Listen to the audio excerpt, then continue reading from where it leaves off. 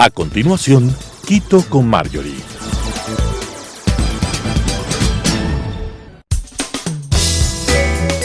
Clasificación A. Apto para todo público.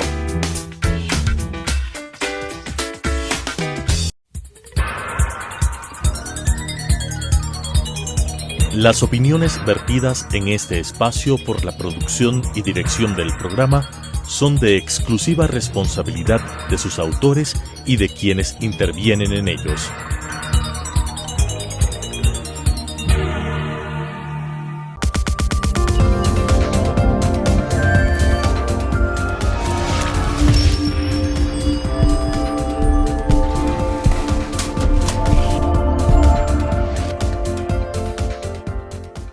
Amigas y amigos, bienvenidos. Soy Marjorie Chávez. El contexto económico para las empresas ha sido el más duro desde que tenemos registro. La caída en todos los indicadores macroeconómicos reflejaron que el clima para hacer negocios no fue el mejor en ningún lugar del mundo. Y en el caso de Ecuador, la caída del PIB, el empleo y el aparecimiento de la deflación provocaron el cierre de varias empresas a nivel nacional, afectando a la ciudadanía y al Estado. Afortunadamente, la economía comienza a dar señales de recuperación. Esto supone un desafío a los empresarios de nuestro país, mismos que pueden aprovecharlo de diferentes maneras para reactivar sus actividades económicas. Para esto, la articulación entre todos los sectores involucrados en la producción es vital, debido a que cada uno de ellos permitirá dinamizar cada una de sus actividades, sus diferentes actividades, y generar a su vez este efecto multiplicador del que siempre hablamos en las sociedades. La recuperación económica es el siguiente reto que debe afrontar nuestro país, y el mismo debe ser exitoso para garantizar la estabilidad política y social. El rol de los empresarios entonces es fundamental para alcanzar los objetivos nacionales que beneficien a todos. Ante esto, cabe preguntarse: ¿las empresas están preparadas para la etapa post-COVID? Esto incluye su capacidad operativa de financiamiento, de comunicación y mercadeo para poder retomar la normalidad en sus actividades. También hay que considerar que la pandemia permitió desarrollar nuevas capacidades blandas asociadas a la resiliencia y también la utilización de nuevas herramientas digitales que han desplazado a los canales de distribución tradicionales, podríamos decir. Pero para hablar de este tema, se necesita una perspectiva empresarial, y es por eso que hoy he invitado a Sebastián Castro. Sebastián es un empresario quiteño quien nos dará sus impresiones sobre los desafíos de los empresarios en el escenario de la pandemia. Muchas gracias, Sebastián, por acompañarme. Muchas gracias por la invitación, gracias por este espacio para conversar un poquito. Sebastián es fundador y gerente de Grupo Morrigan, grupo empresarial en el que se incluyen las empresas Dupla Publicidad, que es una agencia de publicidad y comunicación global, SBS Consulting, capacitación y consultoría, y Ecuamar, producción y distribución de alimentos orgánicos. Es miembro fundador y primer presidente del Foro Nacional Acuerdo Ecuador. Es miembro del Foro Mundial de Emprendimiento Juvenil Ecuador y miembro de Junior Chamber International entre el 2001 y 2013. Su formación académica incluye varios temas, pero voy a destacar la maestría en Gestión de Comunicación Política y Electoral por la Universidad Autónoma de Barcelona y máster en Dirección Estratégica y Gestión de la Innovación por la Universidad Carlos III de Madrid, Universidad de Alicante y Universidad Autónoma de Barcelona. Muchas gracias, Sebastián, por tu compañía. Muchas gracias por la invitación nuevamente. Sebastián, el liderazgo de los gerentes y mandos medios en una organización incluye una gran capacidad de comunicar. Actualmente disponemos de un sinnúmero de herramientas que facilitan este intercambio de información, pero muchas veces el mensaje se distorsiona entre el receptor y el emisor. Una vez que se retomen por completo las actividades presenciales, seguramente se mantendrán ya pues nos seguiremos manteniendo con estas reuniones de trabajo virtuales. ¿Cómo crees que las empresas deben adaptar ahora sus procesos internos de cara a tener una comunicación más fluida entre los diferentes miembros de las organizaciones, también los proveedores y por supuesto también los clientes? Bueno, yo creo que principalmente los empresarios, los emprendedores tienen la obligación de darle claridad a su modelo de negocio, entender un poco cómo funcionan las piezas dentro de su empresa, porque el modelo de negocio te permite tener claro, ¿qué te digo? Los actores, ¿no es cierto?, que ayudan a la propuesta y a la producción que uno quiere hacer. Cuando uno tiene claro el modelo de negocio, identifica bien cuál es la propuesta de valor, cuáles son los clientes a los que me estoy enfocando, cuáles son los aliados estratégicos con los que me tengo que apoyar, las actividades que van saliendo de estas interrelaciones, uno puede tener muy claro o tener muy preciso las acciones que debe hacer en comunicación, en estrategia, en manejo ya de la cadena de valor. Una cosa que se recomienda mucho, sobre todo yo he tenido la oportunidad y tengo todavía la oportunidad de ser miembro de directorios de algunas empresas, de ser tutor en temas de emprendimiento y muchas veces lo que se recomienda a las empresas con muchos años o a los emprendedores que están empezando es justamente hacer esta tarea, porque necesitan darle una propuesta de valor a la gente y poder a través de eso comenzar a trabajar en base a su competencia. Me explico. Si la gente no entiende o no ve, no identifica una diferencia, un valor agregado en tu producto o tu servicio, al final del día va a decidir por precio. Entonces, si es que esto no se logra hacer de forma previa o en las primeras fases de un negocio, el negocio va a comenzar a tener estos tumbos de que cualquier cambio en el entorno comienza a afectarlo. Y esto viene dado, ¿no es cierto? Esta propuesta de valor determina también cómo va a ser los modelos de comunicación interna. Si puedo trabajar en teletrabajo, no puedo hacerlo. Si necesito hacer reuniones, con qué frecuencia para poder funcionar. Y en base a eso comienzas un poco a definir cuáles son los actores internos que incluso necesito que trabajen conmigo, ¿no es cierto? Cuáles son esos actores que necesito darles más protagonismo dentro de mi estructura empresarial y cuál es la forma de pensar incluso en el plan B, la salida de esa gente, que muchas veces los empresarios no quieren verlo, se resisten a verlo o se resisten a hacer este plan de contingencia porque piensan que las cosas nunca van a cambiar. Yo creo que la pandemia lo primero que nos enseñó fue... Es decir, un plan B en organizaciones, un plan B en proveedores y un plan B en clientes. Plan B en todo, realmente. Uno debería tener incluso el plan B en qué va a vender. ¿No es cierto? Porque muchas veces dices, no sé, yo tengo una empresa de capacitación o tengo la agencia de publicidad, digo yo, ¿de qué vivo? ¿De dónde vienen los ingresos? De la publicidad, de las ventas, de los cursos, qué sé yo, o de la consultoría. Si algo se afecta, ¿cuál es el plan B? Debes tener un plan B incluso en el producto, en el servicio que vas a ofertar, porque eso te permite tener un poco más de control sobre tu entorno y saber qué tienes que hacer o qué plan se tiene que activar en caso de que pase qué. Y eso te permite tener un poco más de seguridad al momento de trabajar. Es decir, generas diferentes escenarios. El generar diferentes escenarios no va pues a evitar que en algún momento pases por un problema. Lo que sí elimina es la incertidumbre frente a las variables que aparecen en ese problema. Pero claro, tú estás hablándonos de un proyecto, de un producto, de una empresa absolutamente estructurada. No siempre. Te cuento que cuando trabajamos con emprendedores, yo he tenido la oportunidad de ser tutor en programas de emprendimiento, en incubadoras, en aceleradoras. Yo creo que es la fase previa. Siempre es la fase previa. El modelo de negocio tiene que ser la fase principal previa a lanzar el producto. Porque si yo lo pienso bien, lo diseño bien, el momento que sale el producto al aire, tiene mucho más posibilidad de mantenerse en el tiempo.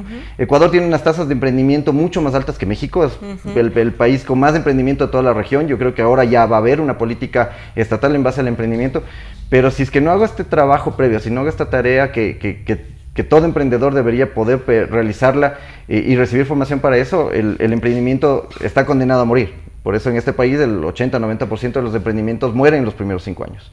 Y esa es una tasa que ahora ya se está viendo que es muy común dentro de nuestro mercado. Muchos empresarios han tenido grandes pérdidas en este último año, ¿verdad? Y en algunos casos, estas han podido ser cubiertas a través de préstamos otorgados por el sistema financiero, pero los préstamos deben ser cubiertos y en algunos casos las tasas de interés llegaron a porcentajes similares a los créditos de consumo. Por esto, la amortización de la deuda afectará la liquidez de las empresas. Desde tu experiencia como empresario, ¿cuáles crees que debe ser la estrategia? ¿Cómo debe ser esta estrategia para poder que puedan los empresarios seguir en esta etapa post-COVID y mejorar su liquidez? Yo creo que muchas veces, claro, el apalancamiento financiero, que es parte del proceso de crear una empresa o crear un negocio, viene también de la mano un poco de la visión de la persona. Yo creo que aquí hay que marcar dos tipos de emprendedores, ¿no es cierto?, por decirlo de alguna forma. Tienes un empresario y tienes un comerciante, un negociante. ¿Cuál es la visión la diferencia entre uno y otro? El empresario trabaja en la creación de una propuesta de valor, de una marca, el fortalecimiento de una marca y ganar, ¿no es cierto?, un cierto nivel de reputación en el tiempo. El comerciante, el negociante, trabaja en el día a día, en el flujo de caja, ¿no es cierto? En que si es negocio lo hago, si no es negocio no lo hago. Entonces son cosas, la visión de mediano y largo plazo versus una visión mucho más cortoplacista. Esa es una diferencia muy marcada. Y en base a esto obviamente viene el nivel de apalancamiento que necesitas. Entonces, si yo soy un comerciante o un empresario que busco, ¿no es cierto?, solamente el corto plazo, tal vez mi apalancamiento debería ser con los proveedores, debería buscar una mejor alianza estratégica con ellos que me permita poder tener ciertas facilidades para recibir sus productos, sus servicios, para generar mi trabajo. Si es que trabajo con ya una propuesta de mediano y largo plazo, tal vez lo que necesito incluso es un historial de crédito, porque necesito tener la posibilidad de acceder a un crédito más adelante. Tal vez ahora hago créditos un poco más cortos, pero si quiero crecer mi operación voy a necesitar tal vez apalancar y tener este historial, ¿no es cierto? Se habla ahora mucho, en la etapa del COVID se habló mucho de la economía de guerra. ¿Qué era la economía de guerra? Dejar de pensar, ¿no es cierto?, en las ganancias en el mediano y largo plazo y comenzar a pensar en el flujo de caja. Las empresas no quiebran porque no venden, o las empresas no quiebran porque tienen bajos márgenes. Las empresas quiebran por la caja, porque no tienen de liquidez. Entonces, esto sí comenzó a marcar una diferencia. Yo creo que la pospandemia, que todavía se está hablando, que ya se empieza a hablar de la pospandemia, yo creo que todavía no estamos en pospandemia. Yo creo que todavía esto va a durar 1 o 2 años más. Necesitas realmente tratar de llegar a niveles previos a la pandemia, ¿no es cierto?, a los niveles 2019, para comenzar a hablar de una pospandemia. Yo creo que todavía estamos en un periodo de economía de guerra extendido, en el que todos estamos pensando más en el flujo de caja, pero sin esta visión más clara de mediano y largo plazo o corto plazo por el tipo de negocio que tengo y por el tipo de mentalidad que mantengo dentro de mi empresa. Sebastián, y en esta post-pandemia, una de las principales actividades de todo negocio es el trabajo con los proveedores. Y en esta etapa muchos empresarios necesitarán rearticularse con antiguos y nuevos proveedores, para lo cual necesitan esta reestructuración, una estructura estratégica que les permita obtener beneficios, que permitan reducir costos operativos en este momento. Y sin duda esto va a depender de la situación de cada empresa para adoptar una estrategia que les permita relacionarse con sus proveedores. Pero en el caso específico de las empresas que vayan a retomar operaciones normales, ¿qué tipo de estrategia recomendarías a estas organizaciones en su relación con los proveedores? Y en el caso de las empresas con muchas deudas, ¿les recomendarías hacer énfasis en una reducción de precios o mejores facilidades de pago a los proveedores? ¿Cuál sería tu recomendación? Yo creo que el proveedor viene a ser un actor importante dentro de la estructura del negocio, ¿no es cierto? El proveedor tiene cierto nivel de influencia sobre el negocio. Lo que hay que hacer es una estrategia de proveedores. Yo creo que hay que ir un poquito más allá. Hay que hacer la estrategia de proveedores para comenzar a identificar cuáles de estas empresas, de estos proveedores de los que estamos hablando, cuáles son neurálgicos, cuáles son clave dentro de mi propuesta, ¿no es cierto? Cuáles pueden ser intercambiables. Porque tal vez yo me encuentro con un proveedor que es completamente clave, que es el que me entrega el producto sin el cual yo no puedo operar, yo no puedo producir nada, ¿no es cierto? ese proveedor tiene que convertirse en un aliado estratégico. Y ahí es donde uno tiene que hacer una estrategia de proveedores. Primero hacer este barrido, hacer este estudio, ver el nivel de influencia, el poder que tienen dentro de mi negociación y ver de estos cuáles deben pasar a una siguiente fase, cuál debería convertirse en un aliado. ¿Qué implica ser aliado? Incluso muchas veces el proveedor mismo no lo sabe. ¿Qué implica ser aliado? Implica hasta dejar de ganar o ceder cierto margen de sus beneficios para apoyarte a ti como empresario, ¿no es cierto? Porque saben que en el mediano y largo plazo eso se revierte, eso ganamos juntos en el tiempo y crecemos juntos, que es uno de los ideales, digamos, que se mantiene. Pero este análisis, que Porter lo decía, hay que hacer los análisis de las 5 fuerzas. Los proveedores es una de las fuerzas mucho más fuertes dentro de los modelos de negocio y dentro de la operación empresarial.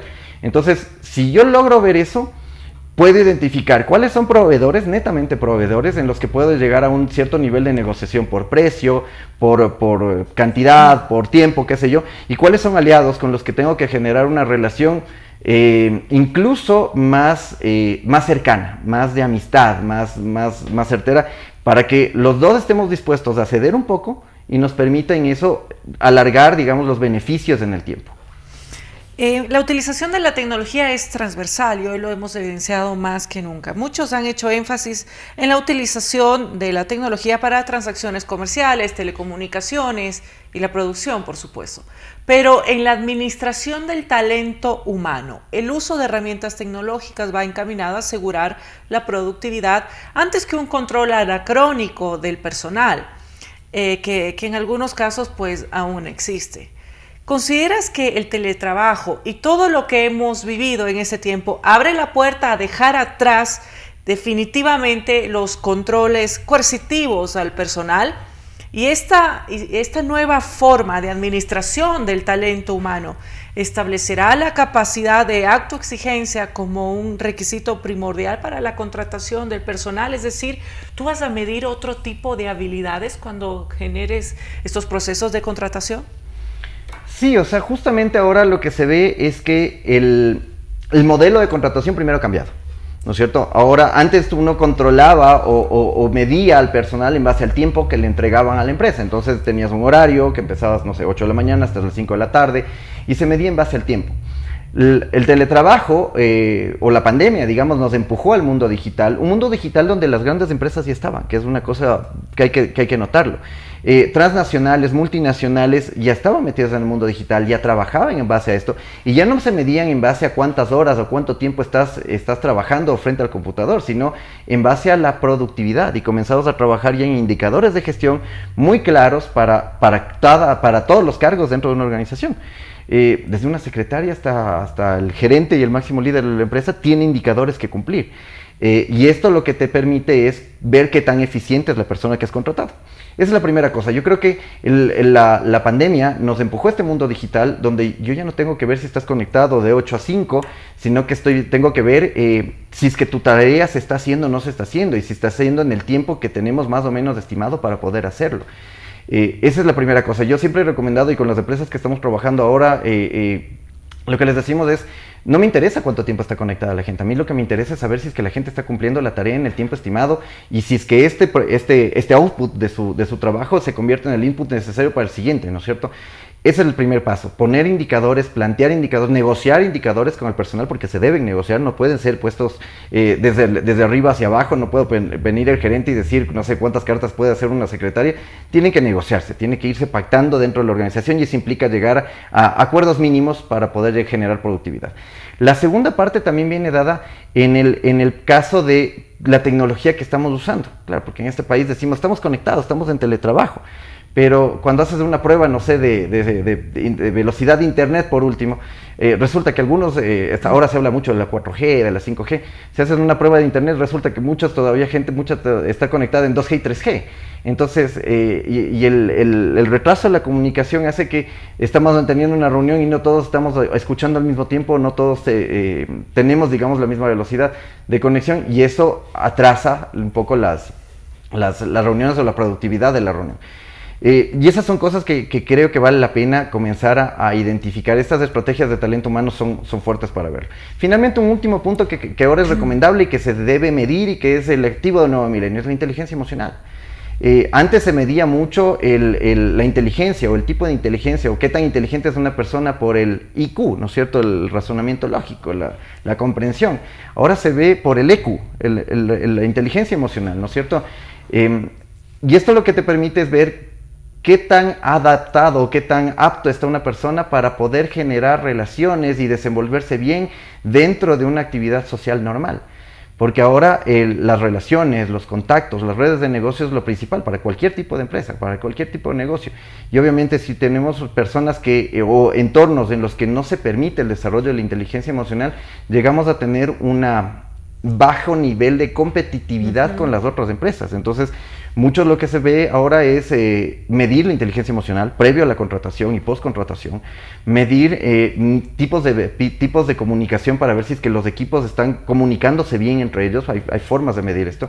Y hay formas también de medir el nivel de aprendizaje o el tipo de aprendizaje, porque no todos aprendemos igual.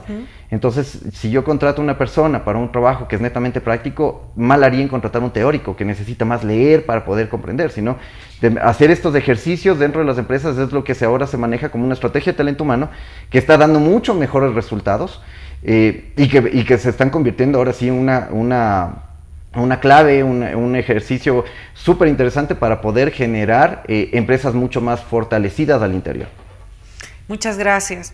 Uno de los temas centrales de la propuesta de los empresarios es no más, no más tributos, no más impuestos, o al menos pues, mantenernos con los mismos, ¿verdad? Pero puede ser que el gobierno envíe una reforma tributaria donde se generen pues, nuevos tipos de impuestos. ¿Crees que los empresarios deberían hacer una provisión de recursos para poder cubrir este aumento de impuestos? O finalmente trasladar el valor de este impuesto al precio, que es lo que puede ocurrir, de los bienes y servicios que oferta. Yo creo que nuevamente viene dado un poco de la estrategia de la visión del empresario. El tema de la provisión o el ahorro en este país yo creo que es un tema cultural, ¿no es cierto? En nuestras culturas no estamos acostumbrados a ahorrar. ¿Qué es el ahorro? Es lo que sobra al final del gasto, ¿no? Entonces, en otras culturas, en cambio, el ahorro es lo primero ahorro y luego gasto. Acá hacemos al revés, primero gasto y luego ahorro. Primero creo que es un tema cultural, pero también creo que si es que yo no hago bien la tarea, yo no hago este ejercicio de trabajar en este diferencial estratégico que me ayude a que el cliente me distinga mi competencia, al final del día voy a terminar trasladando estos impuestos, estos tributos, voy a terminar trasladando precio final, ¿no es cierto?, al comprador final. Porque la gente sí está dispuesta a pagar más, la gente paga más, está dispuesta a pagar más por un producto o por un servicio, pero siempre y cuando lo aprecie o lo vea como distinto, lo vea como que su dinero rinde más en el tiempo, y la gente está dispuesta a pagar. Por eso hay mercados para todo, y que es una de las cosas que yo mantengo mucho. Hay mercados para todo, hay mercado A, B, C, hay mercado para todo. Pero si es que, claro, yo entro a un mercado de precio, porque no tengo un diferencial, al final del día lo que voy a hacer es este tributo, este impuesto, lo cojo de acá y lo paso acá, porque entro a competir entre todos iguales, ¿no? Entonces ahí yo creo que es dos temas, el tema de la cultura y el tema del producto. Yo creo que entran a jugar clave en esto. De acuerdo, Sebastián, estamos ya por terminar. Te voy a pedir un mensaje final y también que nos hables un poquito para nuestra audiencia, un poquito sobre la innovación, porque mucho hablamos de este tema, pero ¿qué aspectos tienen que tomarse en cuenta por parte de los empresarios para innovar en cada una de sus actividades? Y un mensaje final. Yo creo que en el tema de innovación lo principal es comenzar a ver un poquito fuera, comenzar a buscar experiencias fuera, comenzar a ver, pensar fuera del campo normal en el que uno está. Vale la pena buscar programas, buscar recursos que te permitan entender un poco qué es lo que está pasando en otros mercados. Yo creo que la innovación nace de las empresas, darle la oportunidad a la gente de innovar. Nosotros hemos hecho dentro de varias empresas donde estamos trabajando, hemos hecho programas internos de innovación, entonces les damos la oportunidad a la gente de que busque los problemas que creen que tenemos y que nos den soluciones, y vamos premiando estas ideas que se van presentando, y a través de esto mejoran las empresas. Y yo creo que eso es lo principal. Como mensaje, yo creo que hay que estar listos, hay que estar preparados, justamente porque esto todavía no ha terminado, la pandemia sigue, yo creo que va a seguir durante un tiempo más. Tal vez ha bajado la intensidad, ha bajado el impacto que hemos tenido, y medianamente nos estamos relajando. Yo creo que tampoco hay que relajarse tanto, pero sí hay que estar pendiente de que el mundo como lo conocíamos ya cambió. El mundo previo a la pandemia era uno, el mundo en la pandemia y la pospandemia va a ser otro. La gente cambió totalmente sus formas de comprar, sus formas de consumir, sus formas de hacer las cosas. Hay hábitos que se han incorporado ahora, y ahora el mundo es digital, 100%. Si antes no lo era, ahora sí lo es. Entonces yo creo que debemos comenzar a pensar en eso, y si no nos adaptamos a estos nuevos hábitos de la gente, con el tiempo vamos a desaparecer. Entonces yo creo que eso es lo principal en este momento. Muchísimas gracias a nuestro invitado, Sebastián Castro. Esperamos tenerlo en otra ocasión. Y amigas, amigos, espero que este programa haya sido de su interés.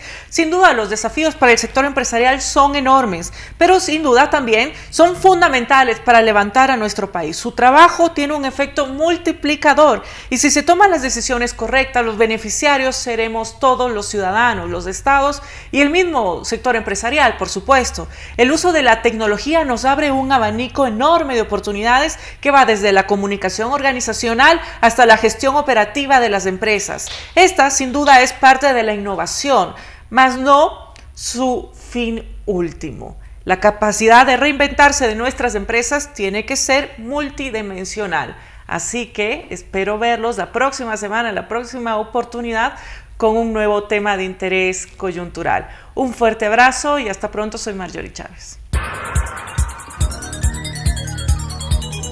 Las opiniones vertidas en este espacio por la producción y dirección del programa son de exclusiva responsabilidad de sus autores y de quienes intervienen en ellos.